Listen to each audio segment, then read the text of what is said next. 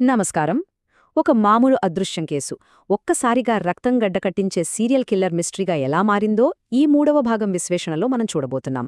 ఈ కేసును మొదటి నుంచి డీల్ చేస్తున్న అధికారులకు సైతం ఊహకందిని భయంకరమైన వాస్తవాలిక్కడ బయటపడ్డాయి. అసలు ఆ నేరస్థలంలో అడుగుపెట్టిన పోలీసులకు ఎదురైన ఆ భయానక దృశ్యం ఏంటి?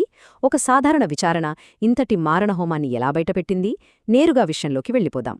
నేరస్థలంలో అడుగుపెట్టిన పోలీసులకు ఎదురైన దృశ్యం చూస్తే బహుశా ఎవరికైనా సరే వణుకు పుడుతుంది. ఆ ప్రదేశమంతా అచ్చం ఒక మృత్యులోకంలా ఉంది.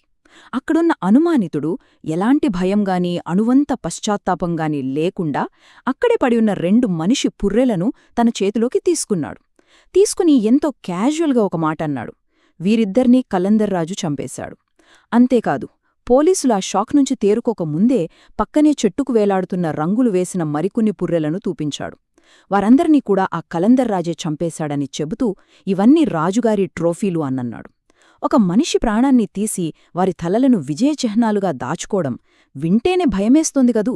ఇది ఖచ్చితంగా ఒక క్రూరమైన సైకోపాథ్ లక్షణం. ఒక్కసారి ఇక్కడ పరిస్థితిని గమనిద్దాం. పోలీసులు అక్కడికి వెళ్ళిందెందుకు? కేవలం ఒకే ఒక్క మిస్సింగ్ పర్సన్ కోసం. ఎవరో ఒకరు అదృశ్యమయ్యారు, అతని ఆచూకీ కనుక్కోవాలి అన్నది మాత్రమే వాళ్ల ముందున్న టార్గెట్. కాని తీరా అక్కడికి వెళ్లాక వాళ్లకేం దొరకాయి? ఏకంగా 14 పుర్రెలు. ఎక్కడో ఒక్క ప్రాణాన్ని కాపాడటానికి లేదా వెతకడానికి వెళ్లిన వారికి ఇన్ని మృతదేహాల ఆనవాళ్లు దొరకడమంటే మాటలా? అక్కడితో దర్యాప్తు దిశ పూర్తిగా మారిపోయింది. ఆ నిశ్శబ్ద వాతావరణంలో ఆ పుర్రెలు చూస్తుంటే అధికారులకు ఏం చేయాలో పాలుపోని పరిస్థితి ఎదురైంది. 14. అవును, మీరు విన్నది నిజమే. ఈ నంబర్ వినగానే అధికారుల మైండ్ బ్లాక్ అయిపోయింది. దీని తీవ్రతను మనమొక్కసారి ఊహించుకుందాం. ఒక పుర్ర లేదా 2 పుర్రులు దొరికితే సరే, ఏదో చిన్న గొడవలో జరిగిన హత్య అనుకోవచ్చు.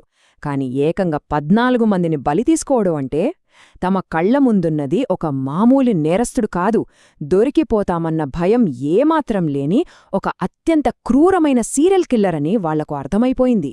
ఈ ఒక్క నంబర్ ఈ కేసును ఒక లోకల్ క్రైమ్ నుంచి దేశం మొత్తం ఉలిక్కిపడే మారణ హోమంగా మార్చేసింది. ఎవరికీ అనుమానం రాకుండా ఇన్ని హత్యలు చేసుకుంటూ పోయిన ఆ హంతకుడి ధైర్యం చూసి దర్యాప్తు బృందానికి చెమటలు పట్టాయి. అయితే చుట్టూ ఇన్ని పుర్రెలు కనిపిస్తున్నా పోలీసులు తమ అస్సలు పనిని మర్చిపోలేదు. ఎందుకంటే వాళ్లు అక్కడికి వెళ్ళింది ధీరేంద్రసింగ్ ఆచూకీ కోసం కదా. ఇన్ని ఘోరాల మధ్య అసలు ధీరేంద్రసింగుకు ఏమైంది, అతనెక్కడున్నాడు అనేదే వాళ్ల ముందున్న అతి పెద్ద సవాలు. వాతావరణమెంత భయానకంగా ఉన్నా సరే, ధైర్యం తెచ్చుకుని ఆ అనుమానితుణ్ణి అదే ప్రశ్న సూటిగా అడిగారు. అప్పటివరకు ఎవరో చేసిన హత్యల గురించి చెబుతున్న ఆ వ్యక్తి నుంచి ధీరేంద్రసింగ్ ఎక్కడున్నాడు అనే నిజం రాబట్టడం ఇప్పుడు అత్యంత కీలకంగా మారింది. ఆ ప్రశ్నకు ఆ వ్యక్తి ఇచ్చిన సమాధానం వింటే ఎవ్వరైనా షాకవ్వాల్సిందే. ఆ కలందర్ రాజు ధీరేందర్ సింగ్కు కఠినమైన శిక్ష విధించాడని ఎంతో కూల్గా చెప్పాడు. బాడీ ఎక్కడుంది అని అడగగానే తడుముకోకుండా నేరుగా తీసుకెళ్లి ఆ ప్రదేశాన్ని చూపించాడు. ఆ హంతకుడు అనుసరించిన విధానం తెలిస్తే గుండెలు అవిసిపోతాయి. ఫస్ట్ స్టెప్, అతన్ని దారుణంగా శిక్షించి ప్రాణాలు తీయడం. సెకండ్ స్టెప్, ఎలాంటి కనికరం లేకుండా ఆ మృతదేహాన్ని ముక్కలు ముక్కలుగా నరకడం. ఇక థర్డ్ స్టెప్, ఆధారాలు దొరక్కుండా ఆ శరీర భాగాలను తీసుకువెళ్లి వేరువేరు ప్రదేశాల్లో పక్కా ప్లానింగ్తో పాతిపెట్టడం. ఇదంతా చూస్తుంటే ఇది ఏదో ఆవేశంలో జరిగిన హత్య కాదు, చాలా పద్ధతి ప్రకారం ఓ రాక్షసత్వంతో చేసిన పని అని మనకు క్లియర్గా అర్థమవుతోంది. సరే, ఇదంతా ఒక ఎత్తైతే ఈ కథలో అధికారులను విపరీతంగా వెంటాడిన అతిపెద్ద ప్రశ్న ఇంకోటుంది. ఇంతకీ ఆ కలందర్రాజు ఎవరు? ఆ అనుమానితుడు ప్రతిసారి కలందర్రాజు చేశాడు, కలందర్రాజు శిక్షించాడు అంటూ ఎవరో మూడో వ్యక్తి గురించి మాట్లాడుతున్నట్లే చెప్తూ వచ్చాడు. ఈ పక్కా హత్యల వెనక ఉన్న మాస్టర్ మైండ్ నిజంగానే వేరే ఎవరైనా ఉన్నారా? లేక తమ ముందున్న వ్యక్తే పోలీసులను కన్ఫ్యూజ్ చేయడానికి కట్టుగద అల్లుతున్నాడా? సాధారణంగా ఇలాంటి సైకో కిల్లర్స్ తాము చేసిన ఘోరాల నుంచి తప్పించుకోవడానికి ఒక ఆల్టర్ ఈగోను, అంటే ఇంకొక క్యారెక్టర్ను క్రియేట్ చేసుకుంటూ ఉంటారు. ఇక్కడ కూడా అదే జరుగుతోందా అన్న టెన్షన్ దర్యాప్తధికారుల్లో పీక్స్కి చేరింది. ఆ టెన్షన్కు దొరికిన ఆన్సర్ వింటే ఎవ్వరైనా సరే ఒక్కసారిగా ఉలికిపడతారు. ఆ అనుమానితుడి నోటినుంచి వచ్చిన మాట ఒక్కటే, నేనే కలిందర్ రాజు. అవును, ఇన్ని ఘోరాలు చేసింది వేరెవరో కాదు, ఆ అదృశ్య వ్యక్తి వేరెక్కడో లేడు. వాళ్ల ముందు నిలబడి ఇంతసేపు వేరే వ్యక్తి గురించి చెప్తున్నట్లుగా నాటకమాడిన ఆ వ్యక్తే అసలు హంతకుడు.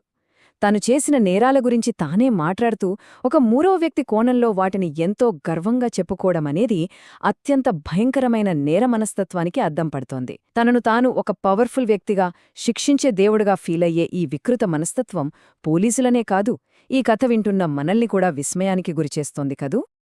ఫైనల్గా అసలు హంతకుడు ఎవరో తేలిపోయింది. కాని ఇప్పుడు అసలైన అతిపెద్ద ప్రశ్న మన ముందు నిలబడి ఉంది.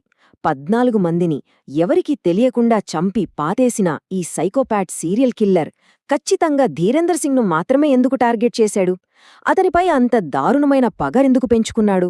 ఆ కఠినమైన శిక్ష వెనుక ఉన్న అసలు కారణమేంటి? అన్నిటికీ మించి ఈ ఒక్క హత్య ఎందుకు ఇంతటి మారణహోమాన్ని వెలుగులోకి తెచ్చేలా చేసింది? ధీరేందర్ సింగ్కు ఆ కిల్లర్కు మధ్య ఉన్న ఆ చీకటి సంబంధమేంటి? ఈ ప్రశ్నలన్నిటి చుట్టూ ఇంకా చాలా అంతుచిక్కని రహస్యాలు దాగి ఉన్నాయి. ఒక మనిషి లోపల ఉండే రాక్షసత్వం ఏ స్థాయికి వెళ్తుందో తెలిపే ఆ అసలు నిజాలు త్వరలో రాబోయే 4వ భాగం విశ్లేషణలో తెలుసుకుందాం. అప్పటివరకు ఈ మిస్టరీ గురించి ఆలోచిస్తూ ఉండండి.